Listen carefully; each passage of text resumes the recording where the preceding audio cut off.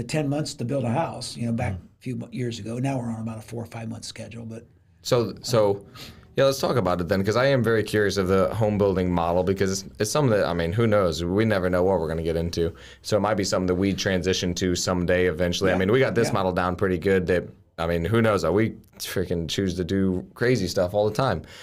So it's something that we've definitely thought about, and other people told us it's way easier, it's way more profitable, and it's way less risk. And to build or to build? To build.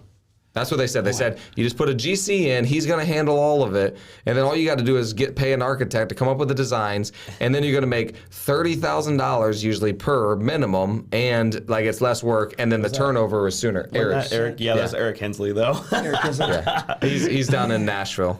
He does a lot of builds. In good years, I would say amen to that. Okay. But in a year where right now we're sitting on 50 specs. Okay. At an average of $350,000, added up at 7% interest, added up. 7% interest, okay. Is that from the bank? Yeah, that's bank. It's about what you're going to pay at banks these days, 7.5 range.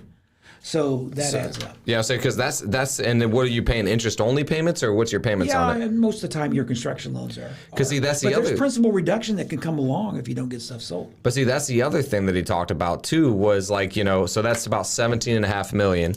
But what he talked about is like we're paying 12% because we're borrowing from private money lenders, and then the bank's going to fund the whole thing.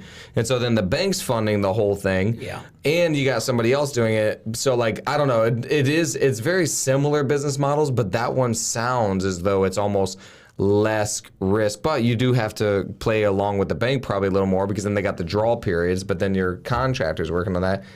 I don't know. The weird thing about new construction is there's still a lot of surprises. I mean, I thought we had water and sewer on our side of the street. No, it's on the other. I mean, you have to. There's so much investigation that you have to do to do it right. Okay. Unless there's ways to to leverage that risk, but still, it's not cut and dry. Put the foundation in, now frame it. Just there's a lot of variables.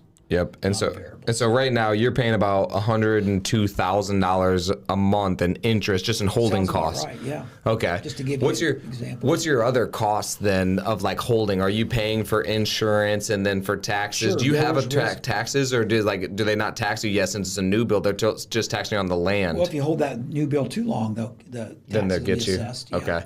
You got to mow the yard. You got the taxes. You got utilities. You still have utilities, okay? Still have utilities. You got yard maintenance to take care of. Yep. There's quite a bit of stuff.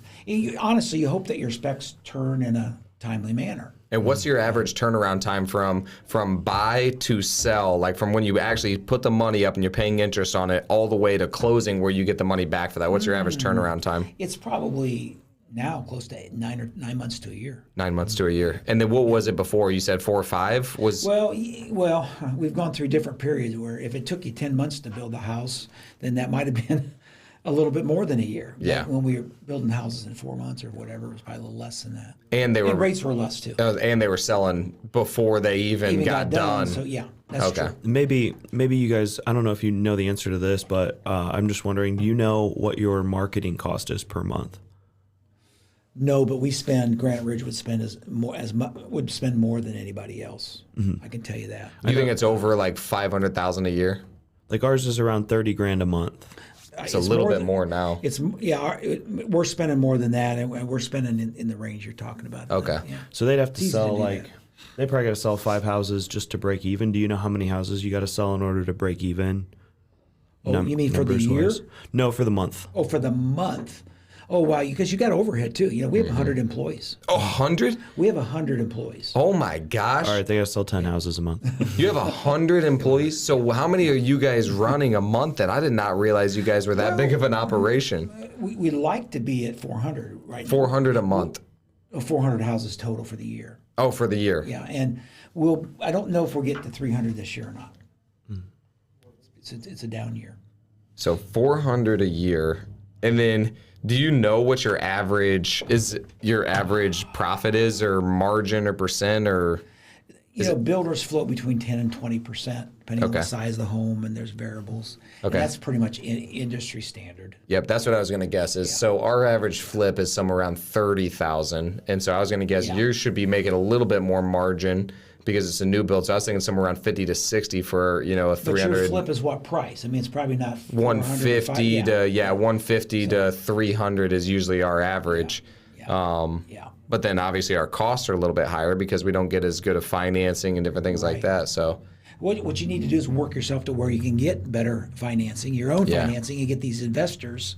And the investors, the boys work through investors too. You know, the Drew Wyers and some of those guys that were doing a great job that helped them get started, and then now they don't need that anymore. So then you think the banks, so what we've found, I don't know if the business model is just different or what, because the banks will not give us usually the construction or the amount of time, effort, and energy that it takes in order to get it from the bank is so annoying that it bogs down our process time so much more that I'd rather just pay an extra 3-5% and not have to deal with the draws, like all the paperwork, and then all the other stuff that they're asking for. It just takes up so much more time that it ends up costing us more overhead because of holding costs. If you can collateralize something where you have a line of credit, you know, where you can build off of that as you will and need, that's the ideal. And you don't have to do that because you have closing costs on those construction loans.